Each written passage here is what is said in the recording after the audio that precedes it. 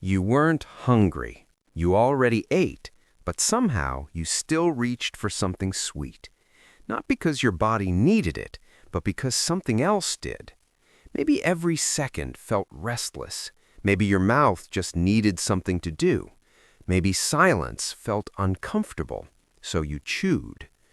Overeating isn't just about food, it's about regulation. It's about what your brain is trying to fix in that moment. Today, we are decoding the hidden mental forces that drive people to eat too much. We are going to find out why your brain thinks food is the only way to feel safe. Because when you understand what's really happening in your mind, the behavior starts to make sense. 1. Hunger versus emotional eating. Psychology makes a simple but powerful distinction. Physical hunger builds slowly. It can be satisfied with almost any food, and when you're full, you stop. Emotional hunger is different. It comes suddenly. It demands something specific, and even when you're full, it doesn't feel satisfied.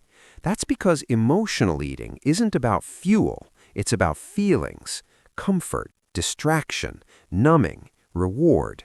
Food becomes a fast-acting emotional tool. It works quickly, it's accessible, and it doesn't argue back. 2. Food as emotional regulation. When you eat highly palatable foods, especially sugar and fat, your brain releases dopamine, the chemical linked to reward and motivation. Neuroscience shows this activation happens in a region called the nucleus accumbens, part of your brain's reward system. Here's the loop. Stress, eat, relief, repeat. Over time, your brain learns something very simple. Food fixes feelings. This is not a lack of discipline, it's learned regulation. Your brain is always trying to reduce discomfort as efficiently as possible, and food is efficient. 3. Stress, cortisol, and cravings. When you're stressed, your body releases cortisol. Cortisol does something interesting. It increases appetite and increases cravings for high-calorie foods. Researchers have found that chronic stress is strongly linked to increased emotional eating and preference for sugary, fatty foods. Your body isn't sabotaging you, it's protecting you. Thousands of years ago, stress meant danger.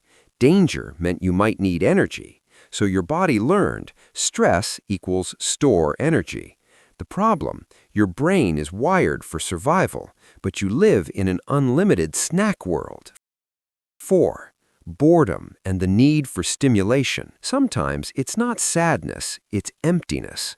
Modern life is overstimulating, but also strangely empty. When there's nothing happening, your brain seeks input.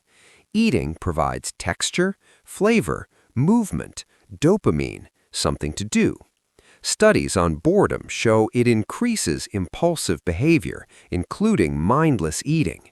Food becomes entertainment, not because you're weak, but because your brain hates stillness. 5. Childhood conditioning. Many eating patterns begin early. Finish your plate. There are starving kids in the world. You deserve a treat. Here, this will make you feel better. Psychology calls this conditioning. When food is repeatedly paired with love, comfort, reward, or relief, it becomes symbolic. Food doesn't just mean nutrition, it means safety. Some people override their body's natural fullness signals, controlled by hormones like leptin, because they were trained to feel guilty leaving food behind. They don't eat because they're hungry, they eat to avoid guilt. That pattern can follow you into adulthood. 6. Restriction and the rebound effect. Here's where things get complicated. The stricter the diet, the stronger the obsession. Psychologists call this the deprivation-rebound cycle. Research shows that when people restrict food rigidly, they experience increased cravings, more intrusive thoughts about food, and higher likelihood of binge episodes. The brain interprets restriction as threat, and when threat lifts, it overcorrects.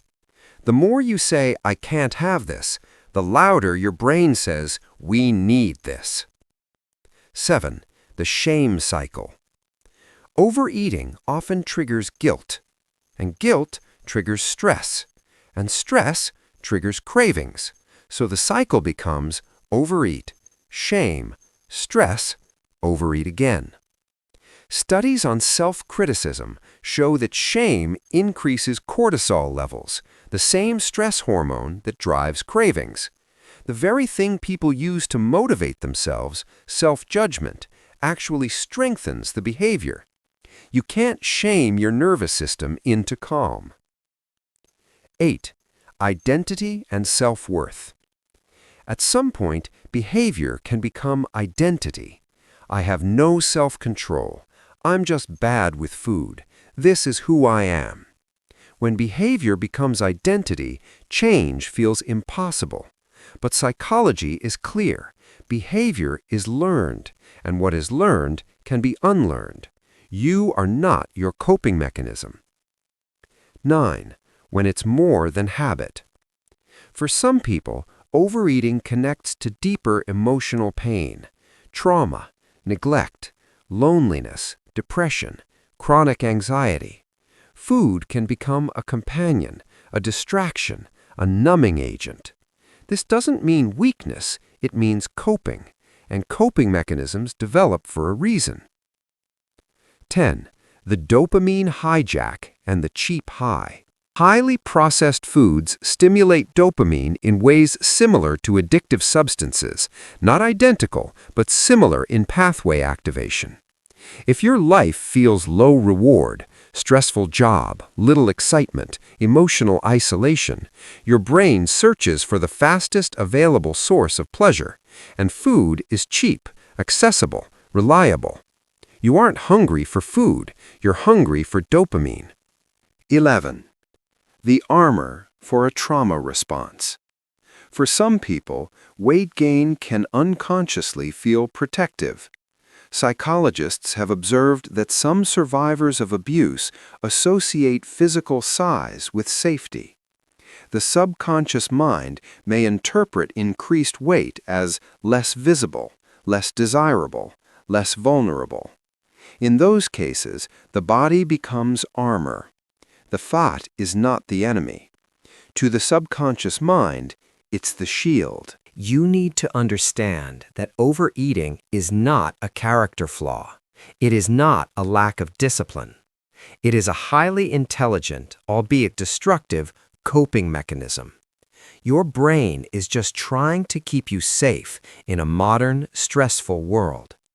When you stop attacking yourself and start understanding yourself, the behavior loses its power. To stop overeating, you have to stop looking at the plate and start looking at the pain. You don't need another diet. You need a new way to regulate your nervous system. Because the real hunger was never just physical. If you finally understand why you do this, hit subscribe. Share this video with someone who is fighting a silent battle with food. Let's decode the rest of human behavior together.